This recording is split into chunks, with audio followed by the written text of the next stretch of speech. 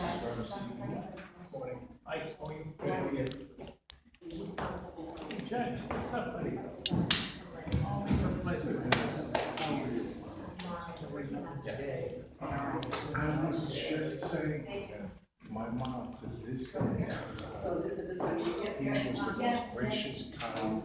Good.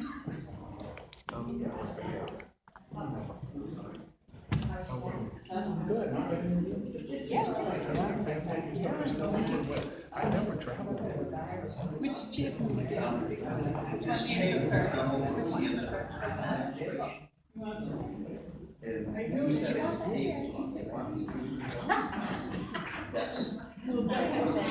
Do you want that? And it's delicious. In King Square, so there was a street in King Square that was named for World War II veterans whose family wanted it closer to where they lived. There was a Sullivan family. So it's a nice piece of history where they wanted, and the city relented and moved to Sullivan Street that was supposed to be in King Square, to close to it. So it was already Sullivan Street, so they reversed the spelling to Nablus Terrace. And that's where you see them right around the corner. Thank you. Nablus Terrace. You know, and went to the Boy Scouts. Just, I've known him. 13 years old. Yeah. I'm really happy. I mean, it's not obviously. Judge, you don't need his vote anymore. You don't have to talk. I love talking to him. No, you don't have to. Oh, You don't need his vote. but this is the great part. Matter of fact, was he here when we voted on it? Yes, All right, so he you don't was need my chair. My parents still can't get enough of the way Steve Keith. treated. Wayne Perry? Wayne, nice to meet you.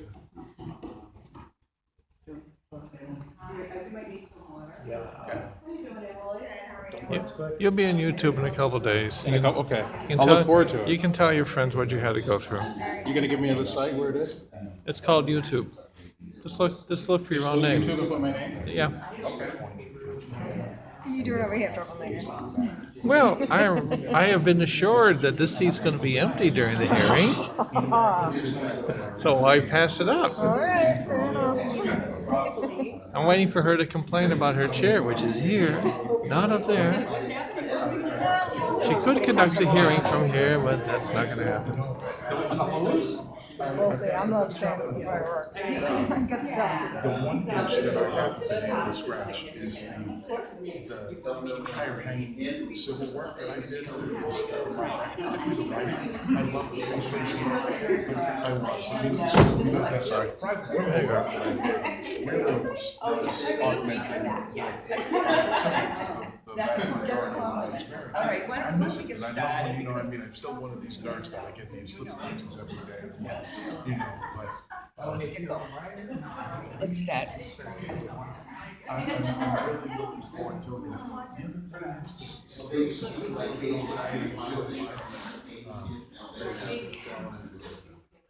The other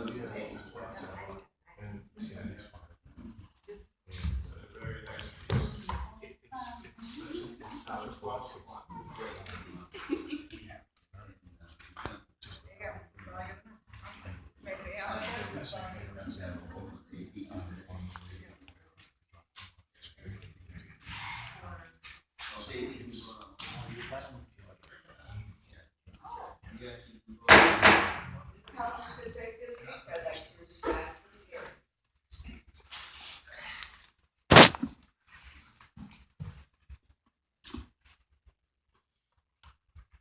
Good morning. Good morning.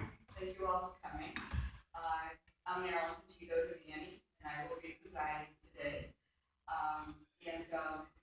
I just want to say, it's kind of embarrassing. I had a little virus during the week, and my hearing hasn't come back. The doctor said it will, so would everyone really speak up today so I can hear you all? Would you like my hearing aids? But anyway, I welcome you, Attorney Key, and I first want to introduce the counselors who are here. We have two counselors here. We have Counselor Juvenile and Counselor Kennedy. Good morning, Council. So I will be calling on your witness list in the order that you've given me, okay? So the first one is, and please forgive me if I mispronounce it, is it Atty? Sure? Yeah. Yeah, sure. I'm sorry, that's just it over here. Assistant District Attorney. Good morning. Good morning, distinguished members of the Governor's Council. I'm honored to be here today to speak on behalf of Attorney Steve Key. My name is Atty Short, and it's my pleasure to stand here today in support of Steve Key because I know he will make an excellent judge. I've had the opportunity to work with Steve for over 3 years, first as an intern and then as an assistant district attorney in the Brighton Division of the Boston Municipal Court as well as the West Roxbury Division. In that time, I got to learn a lot about Steve as a lawyer. Excuse me, you know what I forgot, and I'm sorry. If anyone, including you and I'm nominee, anyone who wants to speak today, would you please stand up so you can be sworn in? You swear to tell the truth, the whole truth, and nothing but the truth, so help you God? Yes. Thank you. Did I need sworn in too? You need swear You're in? included. Okay, I didn't stand up and All swear. right, this guy's a stand the nominee, that's you. I swear. I'm sorry to interrupt. That's okay. In those 3 years, I got to learn a lot about Steve as a lawyer, a father, and as a friend. A few months ago, Steve asked me to be a reference for this process, and it gave me the opportunity to reflect on the past 3 years and think about why he would be a great judge. Having spent almost every day of those 3 years in a courtroom, I can honestly say Steve has the qualities necessary to be a good and fair judge. Many come to mind, but the 3 I would like to tell you about today are his work ethic, preparedness, his compassion, and his respectful demeanor. Steve is always prepared. He always has cases to point to and knows the facts of his argument inside and out. But what's impressive is that he can see all sides of the situation. Personally, it forced me to work harder and smarter, which helped me grow as a young attorney. Steve is compassionate. I've seen him handle cases where clients suffered from addiction or mental health issues, sometimes having never been diagnosed before coming before the court. And through the entire process, he treats them like a person first and not just a defendant. I've seen firsthand the patience and care he will take in guiding an individual, especially someone who's never been court involved, through the system, advocating for their rights while also trying to get them the help that they desperately may need. Steve is respectful. As we all know, there are moments in a courtroom where things can get heated and the line between advocacy and disrespect can be blurred. No matter how intense it may seem, Steve is able to advocate for his client while still showing respect to the judge, the prosecutor, and even a victim who may be sitting in the courtroom during proceedings. Outside of being a lawyer, Steve is also a family man. I met his wife, Lori, for the first time here today, but I know that she makes him spaghetti and meatballs for his birthday every year because it's his favorite dish. I personally have been trying to get my husband, who I've been with for 12 years, to make me that same exact dish, so clearly I still have a lot to learn from Steve. I know that his son, Jaden, is a fun and spirited 10-year-old who is constantly challenging Steve, as a child should. We often talk about our children and the challenges of being a parent now. I want to thank you all for allowing me the honor of being here and speaking on behalf of Steve Key. I believe he will make a great judge, and I highly recommend his candidacy. Thank you for coming. Question. Councilor Kennedy. Well, before I do, I just want to introduce, we just came in, Eileen Duff, Councilor Eileen Duff. Okay, Councilor Kennedy, question? A lot of things you just said about him, you and I have tried some cases over the years, and you've never crossed that line. Thank you. Something does. Congratulations on your promotion. Thank you. I will say a lot of that I've learned from watching Steve very early on as an intern. He was one of the few defense attorneys that befriended me, even though I was just a 303 law student. We Any had some- questions, Councilor? Have you had any jury trials with him? I have not. We have litigated a lot of cases close to jury, but I have not had the chance to. I have had the chance to observe him on trial, a jury trial.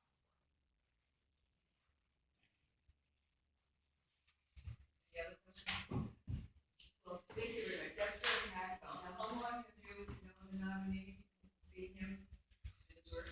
I've known him for almost a little over 3 years, since the time I started interning in West Roxbury, and then we've had many cases together. Thank you for your testimony. Thank you. The next witness is the Honorable Sir J. Jordan. Welcome. Thank you. How long has it been? Madam Chair, November 13th, I'll be going into my 7th year. 7. So years. it's been some And time. you're older. Well, that's the oil of Olay right there. But I appreciate the compliment. Madam Thank Chair, you for your service, and we're very proud that we voted for you. We just put things. well, I really appreciate that, and they certainly, even though some people may not say so, I wanted to make you all proud, even though maybe sometimes if you're in front of me, I may make decisions that maybe go against you, but I wanted to take it very seriously, and I'm very happy and honored to be here on behalf of the nominee, Stephen Key. I've known Steve since we were about 12, 13 years old. It's an incredibly emotional day for me because we grew up around the corner from one another in King Square. I lived on Hancock Street, and Steve lived around the corner on Navalis Terrace. So I've known Steve through adolescence, his teen years, early adulthood. It's really an honor for me to be here and to speak on his behalf. The nice part about the position that I'm in now is that prior to being a judge, I could think I knew what it entailed and what real qualities you needed to have, but I didn't. It was all in concept. But now over the last 6 years, I have a better understanding of the type of personality and skill set, particularly in the community courts, that a nominee and ultimately a judge needs to have. And no candidate's going to be perfect. I wasn't perfect, but another candidate that comes in front of me. But when you look and you hope that they have some of the qualities that the job needs, that the daily operation of the court needs, he has it. Stephen is smart when it comes to the substantive law, procedural law of what happens in our subject matter jurisdiction, from criminal law to civil. He knows the law. And even if it's something that he may not be familiar with, he'll be the first person to go out and research it to make sure that he makes the most informed decision that he can. You heard about his respectfulness. That's something that is really important, particularly when you have pro se litigants that appear in front of you that may not necessarily know the law or know the procedure. And it's a very busy docket, particularly in the Boston Municipal Court Department and in all its divisions. Attorneys, sometimes, that in the advocacy for their clients, things can get hectic, they can get tense, and it's important to have someone that can, if nothing else, keep the temperature down, because the courtroom will take its cue from the judge presiding in that session. So that's really important. The other is his temperament.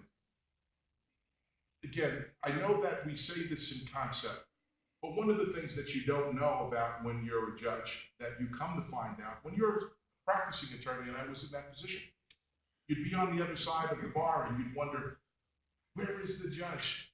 Why don't they come out?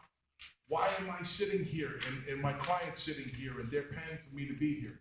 And what you don't know are all of the moving parts that need to come together that don't necessarily play well with one another in order just for a case to be called. And it can be very frustrating.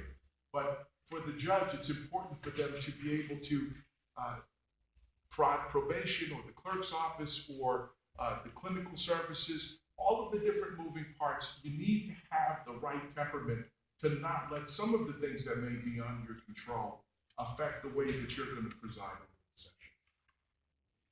He's a good man. He's a good man. He's a good person. If you know him as a friend, if you know him as a colleague, all of the things that perhaps you would want in somebody that you'd say, I'd be friends with that person. I would like that person to be in my life. That's him. He's a good-hearted human being that you need your dose of humanity to do this job. The day you start looking at the people, whether it's litigants, lawyers, court staff, as just widgets, we lose. The system loses. And you need people that see people, not just people that are in front of them, but that see them. And I think that when I mentioned, I started my remarks, I said to you, even though it doesn't necessarily impact the decisions that we make, it's important for us in this position, if we were to get your votes and get the advice and consent of this body to the governor, that we do the job in a way that makes you proud of your vote. And I didn't really necessarily appreciate that so much as I do now, which is why I'm so glad to be back in front of you all of these years. I think it is. No, I think it's the second time. I believe I was here when Judge DeLorati was being confirmed. But this is the type of person that it will mean something, that when he makes a decision to say, not only did I do the right thing, that they'll come back if some other reason maybe he decides to move on to another department, that you'd be back in front of you and say, I do not regret my vote because you did what the job needed. So I really appreciate the opportunity to be here on his behalf. Steve, I'm proud of you, and I can't wait, and I'm so excited if you were to join us. And several months ago when the nomination became live, I said to him, the idea that maybe two guys from Kane Square would be sitting in the Boston Municipal Court Department would be really something. So I appreciate the opportunity. Thank you very much. Any questions? Councilor Kennedy. I'm very proud of my book. I've seen. Thank you. Fantastic. You need to be very. Just saying that. Councilor, I appreciate that very much. Councilor Dunn, Yes, it's nice to see you. Always good to see you, Judge. I'm sorry. Great to see you. Got a question? Yeah, well, thanks. Good to see you, Judge. You too, Councilor. It's a pleasure to be Dorchester. The courts, in my view, the attitude of the courts and personnel from the top down. Since you've been in charge over there, it's a pleasure to go there. I appreciate that, and having that be my home court for the neighborhood that I grew up in means a lot. So thank you for that. Good show. You get some good judges. We do. Very lucky with the people that I work with. You're very compassionate with people in all kinds of services. Thank you, Council. Madam Chair, thank you. Any other questions? I just want to say that, as you know, Janine was very proud of you, and, said it, I don't know how many times I said in the last 20 years, I don't have a crystal ball. So when I vote for judge, some judges have let me down, and recently. And, so I'm very glad to hear all of the things you're doing. Now, you hit on something, and I get questioned, people sitting in a chair, they say it all the time. When someone goes into court, whether they're with your attorney or their own, they have to wait.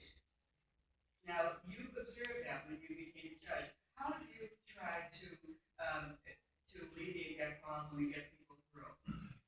One of the nice parts about the division that I'm in is we have a wonderful first justice in Jim Coffey. And one of the things that he does is a regular practice, which happened just last week. He'll have a regular control meeting at 8 o'clock in the morning with all of the different stakeholders, whether it's the clerk of courts, the chief probation officer, the chief court officer, the supervising DA, and as well as the supervisors of the defense bar. And we have regular conversations about some of the issues that come up and what we can do to obviate some of those things.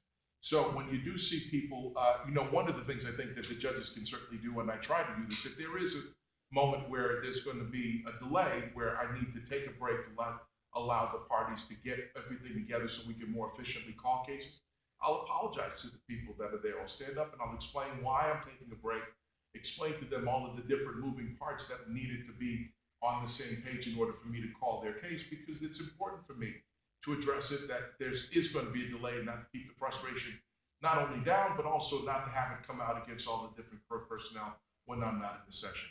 But you try to incentivize, whether it's the probation department that are doing the intakes when people come in, to get them done as quickly as possible so that the clerks can have it and then call the complaints and all of the other cases. It really, I think, sometimes is just a matter of management and just explaining to people, we really need this done very quickly if we can. Certainly not to speed through it, but as efficiently as we can. It's good. It's good that you worked on that right away. It's great. Oh, it's really nice to see you. Don't be a stranger. Thank you. you, Madam Chair, I But appreciate you. I think your testimony means a lot to me because it's not just professional, it's personal. And, you know, to think you've got that bridge of all those years, that's wonderful. That's great. It's very meaningful. Again, thank you for allowing me to be Thank you there. for coming. Thank you for your testimony. The next witness is Robert Scannell. Welcome.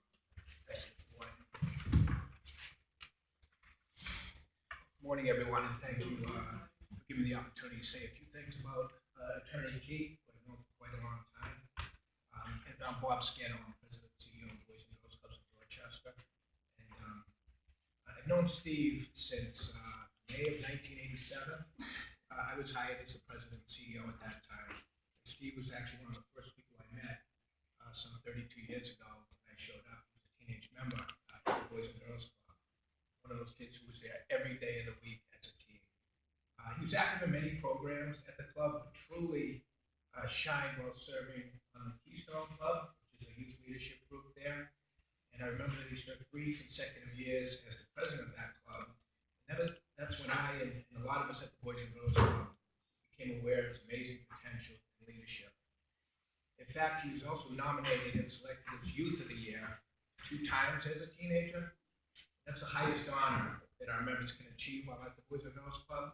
He was nominated and selected by his peers, fellow members, the staff of the club, and our board of directors. And I think his selection for this honor speaks volumes as to his character and likability. And in this role, Steve was expected to represent our organization and all that it stands for. He did so always with dignity and distinction. Steve later landed a part-time job at the club and became a true role model for all the members there. He was always reliable, hardworking, trustworthy, and passionate about his work. He treated everyone the same, with respect and compassion. He took his job very seriously, but at one point he almost left us for a job that paid somewhat more than we were able to pay him. But that's when the staff at the club pleaded with me and ganged up on me to find a way to keep him, because we hated to lose good people. What I actually did was shift a few dollars from my pay, just wanted to sell to keep Steve on board. We were always on a tight budget back then, we still are. But we couldn't let him go. He's a wonderful person that he was, that he is, and the role model to get the kids in the club. That was so important to us. And then when he continued to be involved with the club, even after college. He continued to volunteer in many capacities, even took vacation from work year after year to chaperone our annual trip to Disney World for the members. Some way to spend your vacation with 150 kids.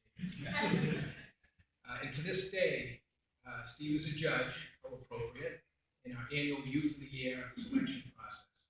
He has never missed this assignment, even for 1 year.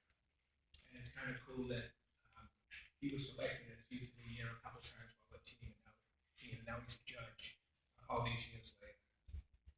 And we were also very fortunate to have his service as a member of our board of directors. He served several terms throughout the years. As a member of our board, he carried out his duties with care and diligence, always seeking to do what is best for our kids and what is best for the community. He's a tremendous leader on our board, and everyone looked up to Steve because of his unique perspective as a former member and neighborhood kid.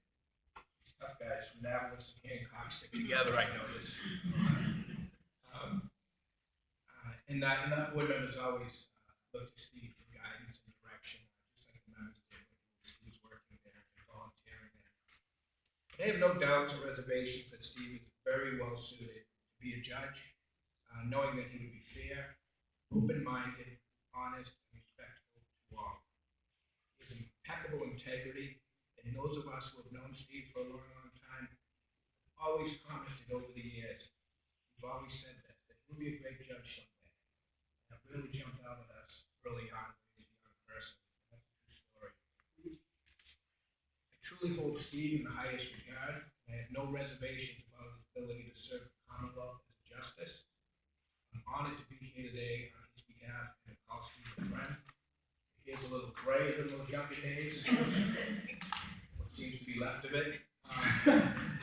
But I honestly speak for myself, personally and professionally, knowing Steve for over 32 years now. I can speak for my fellow board members, many of whom served our board see them tonight at the board meeting. We have the highest admiration for Steve Key, and thrilled that I can have the opportunity to speak on his behalf today. And I thank all of you for your time this morning. Thank you very much. And welcome. before I call, we had Councilor Gurley has just joined us, and Councilor Pereira is walking in. Morning. And I introduce them. Any questions? Councilor Julie. Thank you for coming. What got you in the Boys Club? I'm sorry? What got you in the Boys Club? Good question. I was a recent graduate of Suffolk University at the time, and I had worked with kids. I did a lot of coaching, and I got a business degree. And I wanted to run a business, and I wanted to work with kids. And by sheer luck, this opportunity came up. I interviewed in May of '87 for the position. I thought I'd spend a couple of years there and get some experience and move on. But it's the kind of place that kind of grabs you and pulls you in. The community is outstanding. It's a very strong, vibrant community, Dorchester is. We serve all neighborhoods in Dorchester. And I've hung in there because the kids are amazing, the community, my board, my staff, and we're able to grow. At that time, we had one Boys and Girls Club. It was called the Mar Boys and Girls Club on Deer Street. And since then, in 2000, we ran a capital campaign, built the Paul McLaughlin Center in honor of Paul. And in 2003, we took over a center in Harbor Point that was struggling. So it's never dull. We have 4,000 kids who go there. We pay $5 a year so that every child is welcome. So it doesn't get dull. It's something new. We've got plans on the drawing board to do even more at this time. So I think I fell into the right place. And, I'm very fortunate that a lot of my board and staff remain there as well. Did you start as the president right off? I did. Yeah, I don't get it either. I grew up in the Hoyt Boys Club. Worked there for many years. Okay, yeah, a great place. It's all close. Yeah, really changed. For sure, yeah. And is it Boys and Girls Club? It is. When I started, it was boys clubs back then. But at Boys and Girls Clubs of Dorchester, and we serve almost as many girls as boys. Almost 2,000 of our members are girls, and a lot of great programs. How many board members? 37. Yeah. Yeah, and we're fortunate that this is a board that pulls up their sleeves and they get it. They really support the club. They support the management team at the club, which is kind of special. Sometimes you can run into boards and they want to tell you what to do. Our board gets that they want to support what we do there. So it makes it a good environment for all of us to succeed and to do more for the kids in the community. How many hours a week? 20. we all put in long hours. 40 a day? You know, every day is a long day, and I was there Saturday and Sunday this weekend. That's not always the case. A big part of my job is fundraising, and that's our biggest challenge every year. But we have a great team, and everyone puts a lot of work in. Mike Joyce, who's here, is a friend of mine. Steve Keys, he last 40 years working at the Boys and Girls Club of Dorchester as a program director. So that's kind of what we have going on there. A lot of people who've been there 20, 25, 30 years. So we're very fortunate. I think that stability allows us to grow and to do more in the community. And pretty soon we'll be announcing really exciting plans of a capital campaign that we're going to do more in the community. We had a director who, many years ago, he said, change one board, his career will be a success. He changed a lot more than one, but he said just one will be a success. And I get that too, Yeah. for sure. I congratulate you. Oh, well, Keep up the good work. thank you for saying that. I really appreciate it. Any other questions? Well, I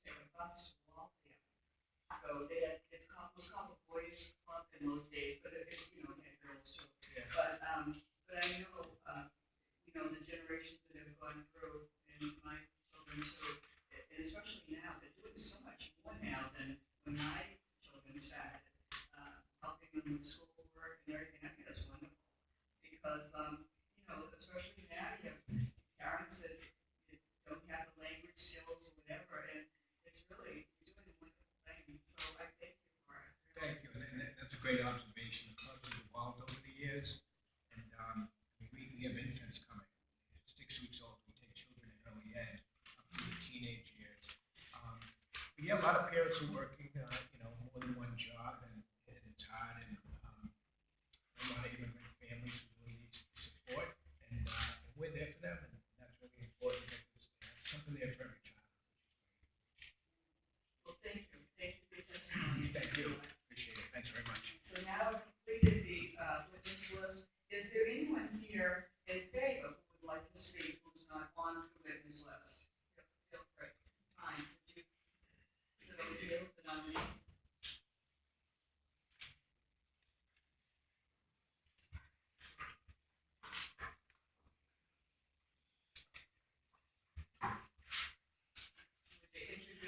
Would you introduce yourself and be a Sure. Counselors, good morning. My name is Raymond Jakub. I'm in private law practice in Pittsfield, Massachusetts. I met Steve in my first year of law school at Suffolk University Law School. We weren't in the same section, but we became fast friends. He was a very good friend to me throughout law school, and ever since then. I would describe him as a rock. He's been a very solid person for me over the years as I've gone through transitions. Just a little bit about my background. I was an assistant district attorney in Berkshire County for 6 years. And in Berkshire County. And in 2005, I opened up my own practice in the Berkshires and have been there since. I've also worked with Steve. We worked together on a case, a civil case, that is actually still pending, and I'm going to lose a member of my team if you guys vote yes for Mr. Key. We can vote no if you want. No. When it comes to judges, I think of three qualities as a trial attorney that I think make a good judge. One is, as far as defendants are concerned, is consistency. The other is fairness. And as far as the overall job, I would add to that a sense of compassion. Compassion for victims in victim cases, and also compassion for the people that are standing before you as a judge who have their liberty at stake. I think that Stephen Key is fair, and I think that he's smart, and I think that he's able to assess cases very quickly and on his feet. And I think that his sense of fairness will guide him through each and every individual case, and not just case number, but every individual that is behind that number. I heartily recommend that you vote yes and that you make this person a judge. I think he will be a tremendous asset to the bench and to the community that he serves. Any questions? Who's here with our counsel? Kenny? I do. See Chris Bronzer? I do. I will. He used to work in this building. He used to work in this building. I certainly will. Yeah, who was the DA when you were assistant? Jerry Downing. He's the one that hired me. He passed away a few years later, and David Capeless, his first assistant, took over after that. What kind of practice do you have? I have a general practice, but I do an awful lot of criminal defense. I also handle some civil litigation and family law. And although it's diminished greatly, I used to have an immigration practice. It's, are you by yourself? I am. I have a paralegal that helps me out part-time. Travel to other parts of it. I do all over Berkshire County, which includes Great Barrington and North Adams, but also Hamden County and Hampshire County. I had 3 trials back to back in Springfield once. And you have more than one case on a day in different courts. How do you? A lot of apologizing and trying to stay on top of it with my scheduling. Okay. Well, sometimes I'll find myself the day before a case where I know I need to be in 2 courts the following day, and I'll call the assistant district attorney and the clerk's office and give them a heads up that I might be a little bit late for one case. Have you had any problems with that? No. Good thing about being in a small community is that everybody knows you, so I'm usually able to work it out. And you have to be good to people. So, nobody's ever given you a hard time for a judge or anything about being in another court and coming late or anything?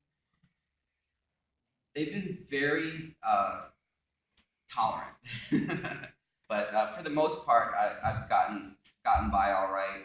And if a judge has raised an issue, I don't think I've ever really been put in a position where a judge has actually gotten upset with me for my schedule.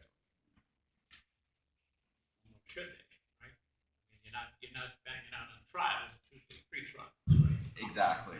Yeah. So I think obviously a judge has to manage the court docket and needs to make sure that everybody's there when they're supposed to be. And but I think some judges shine through when they're understanding also and realize that different commitments can pull people in different directions, and that everybody's a human being as well. But certainly, members of the bar need to be where they're supposed to be on time. Well, okay, but if you have, let's say you have 3 cases, you have one in Greenfield, one in Pittsfield, and one in Great Barrington. Because the last time they picked up some more cases. So you go to Greenfield first and you call the other 2 courts, pre-trials, and you say, I'll be a little late.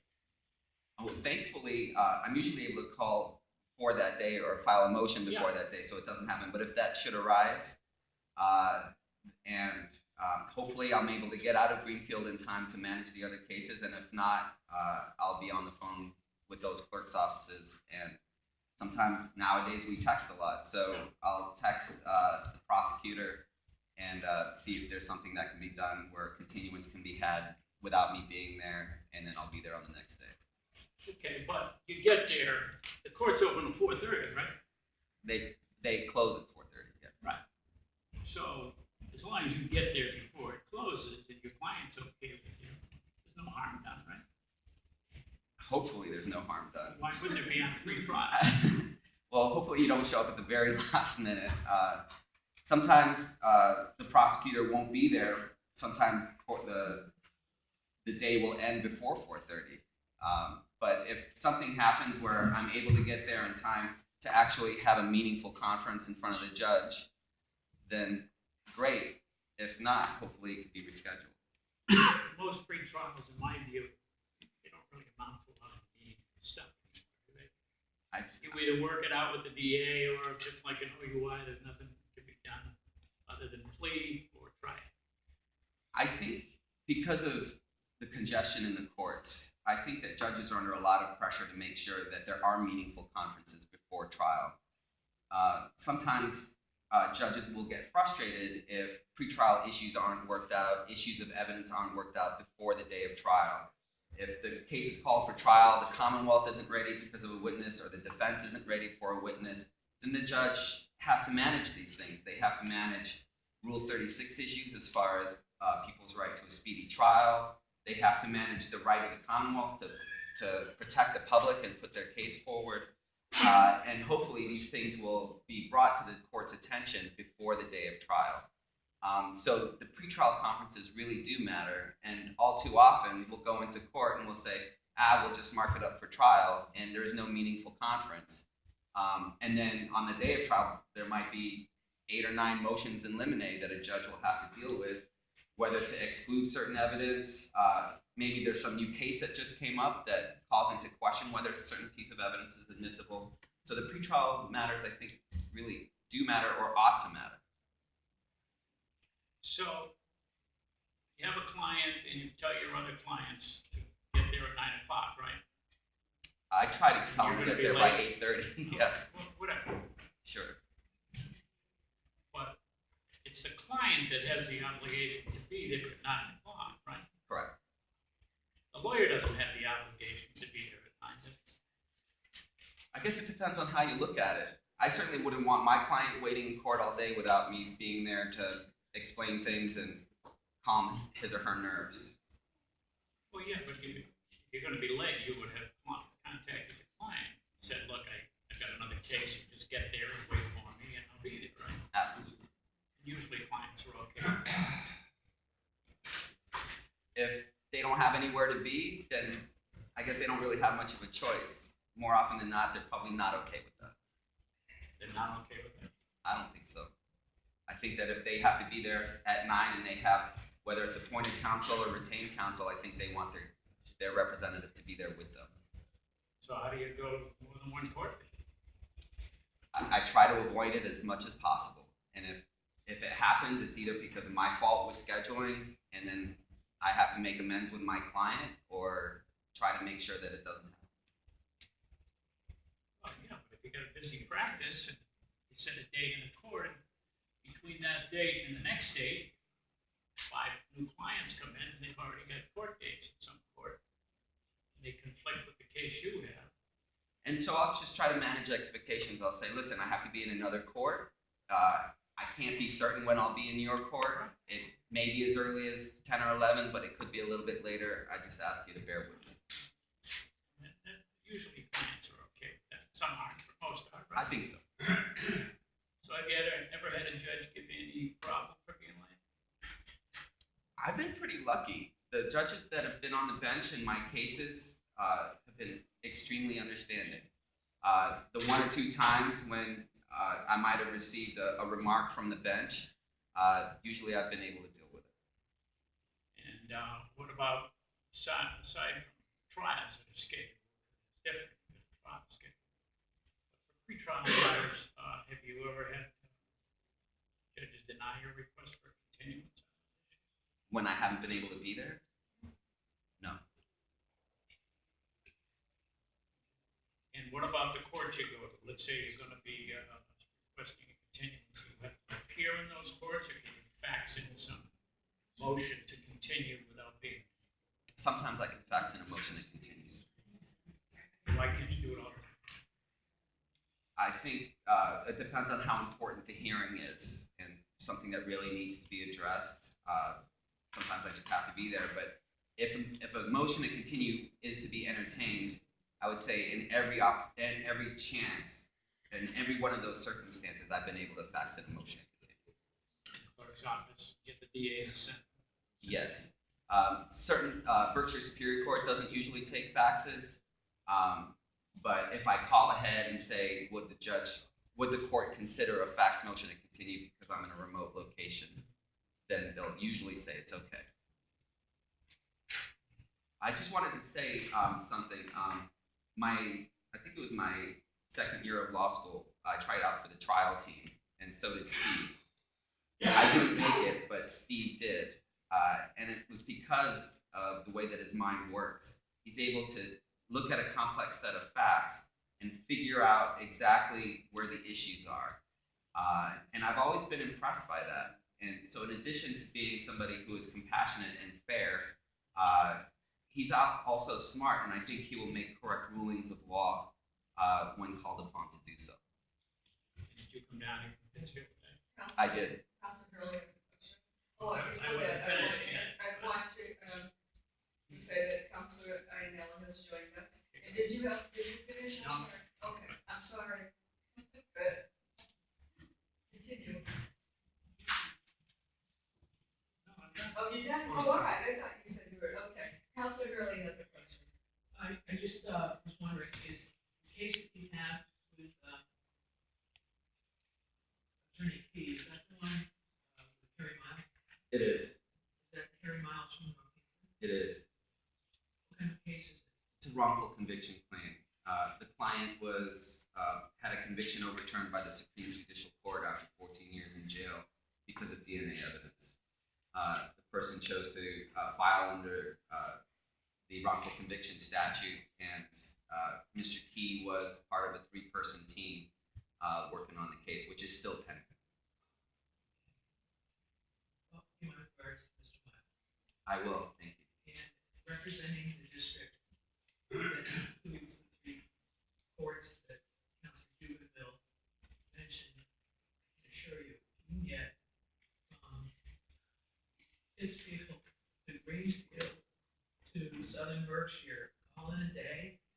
doing well. Because when I ran for this office, I put 35,000 miles on it. So I know exactly how long it is for this people. And if you're throwing Southern Berkshire, it's a real joy. That it is, and thankfully I haven't had to do those 3 courts, but I have had to do Greenfield and Pittsfield in a day. Right. So, thank you, sir. Thank you. I'd like to ask you know him very well, you know the nominee. How many times have you seen him in court? Not often. In fact, I think never. My practice is mostly out west, and he practiced mostly in Berkshire Municipal Court. So I've never actually seen him in court, unless you count moot court when we were in the appellate advocacy competition together. We were finalists. So have you had any experience seeing him as an attorney? You haven't seen him in court as an attorney? No, only on phone conferences with the Attorney General's office I've heard him in a professional capacity when we've had to do discovery conferences and things like that, but I've never actually seen him in court. No, I'm trying to think hard. It's been since 1994 since we've known one another. So. And could you spell your name for us so we can have it for the record? Absolutely. It's Raymond Jacoub, Jacoub,